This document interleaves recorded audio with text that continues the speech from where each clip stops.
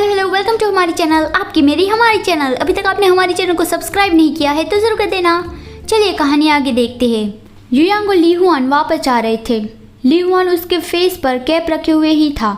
युयांग साय करता है तो ली हुआन पूछता है क्या हुआ, तो युयांग कहता है क्या तुम सो नहीं रहे थे।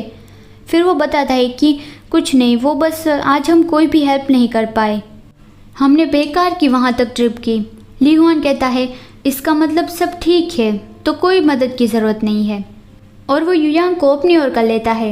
युयांग कहता है तुमने सही कहा, मुझे लगता है मैं बहुत ही लकी पर्सन हूँ, मेरे पास तुम और दूसरे फ्रेंड्स भी है, सब मेरी केयर करते हैं।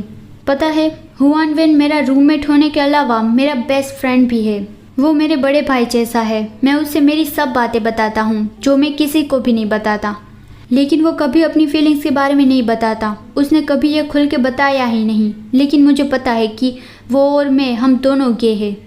तो ये जान के ली हुआन को याद आता है, उसने चू हुआन वेन को पूछा था कि तुम युयांग को इतना अच्छे से कैसे जानते हो, तो चू हुआन वेन बताया था कि क्योंकि हम दोस्त थे। तो अब ली हुआन सोचता है कि तो उस वक्त तो उसका कहने का मतलब ये था। युयांग कहता है कि उसने कभी ये बात किसी को नहीं बताई, लेकिन मैं भी समझ सकता हूँ, तो मैं हर वक्त ऐसे ही प्रिटेंड करता हूँ कि मुझे इस बारे में कुछ नहीं पता, क्योंकि ऐसा तो वो चाहता है।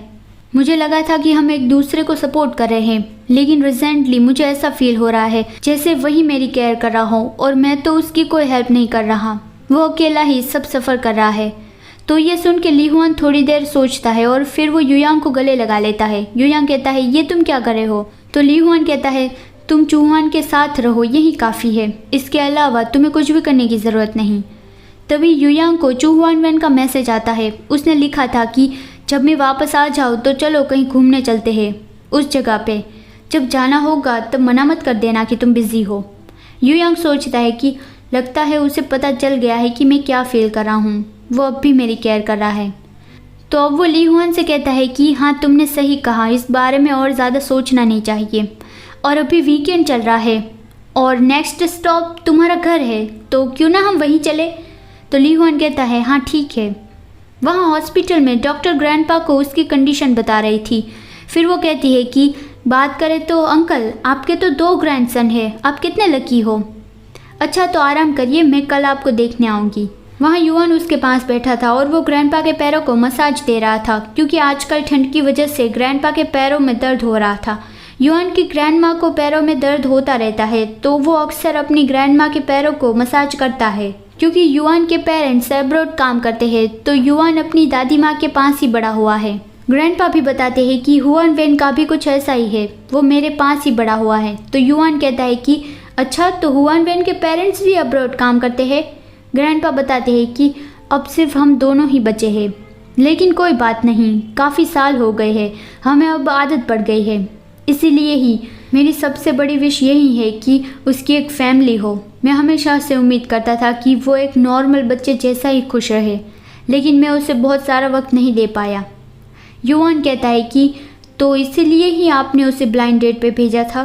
ग्रैंडपा कहते हैं कि हाँ वो बहुत समझदार है, वो कभी मुझे परेशान नहीं करता, लेकिन इस बात को लेके मुझे उसकी परवाह है। मैं उसे काफ़ी सारी लड़कियों से मिलवाने की कोशिश करता हूँ, लेकिन उसने कहा कि वो शादी नहीं करना चाहता, वो अकेला रहना चाहता है। और जब फाइनली मैंने उससे मना लिया तो उसने कहा कि उन दोनों की जोड़ी नहीं बन सकती और इस बात को भी कभी नहीं करना है, और यही तो चिंता मुझे खाए जा रही है। युआन सोचता है कि लगता है हुआन वेन बहुत बड़ी दुविधा में है, तो वो ग्रैंडपा से कहता है कि शायद वो कुछ और करना चाहता हो। ग्रैंडपा कहते हैं कि ऐसा कैसे चलेगा, वो कैसे शादी नहीं करेगा, वो जब बूढ़ा हो जाएगा तो वो क्या करेगा। जवान लोग ये नहीं समझते, जब तुम बूढ़े होगे तब तुम्हें पछतावा होगा, लेकिन तब बहुत देर हो चुकी होगी। अगर परिवार ना हो और अगर तुम बीमार पड़ते हो तो किसी को पता नहीं चलता, अकेले खाना पड़ता है और अकेले ही सब कुछ करना पड़ता है। युआन कहता है लेकिन हुआन वेन के पास फ्रेंड्स है, हम उसके साथ रहेंगे।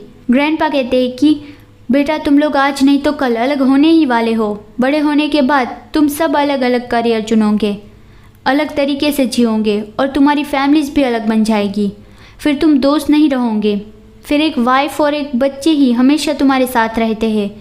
युआन कहता है मैं ये भी कर सकता हूँ, मैं भी हुआन वेन के साथ रह सकता हूँ, मैं हमेशा उसका दोस्त बन के रहूँगा, promise. Thanks for watching this video. मिलते हैं अगली वीडियो में। Bye bye.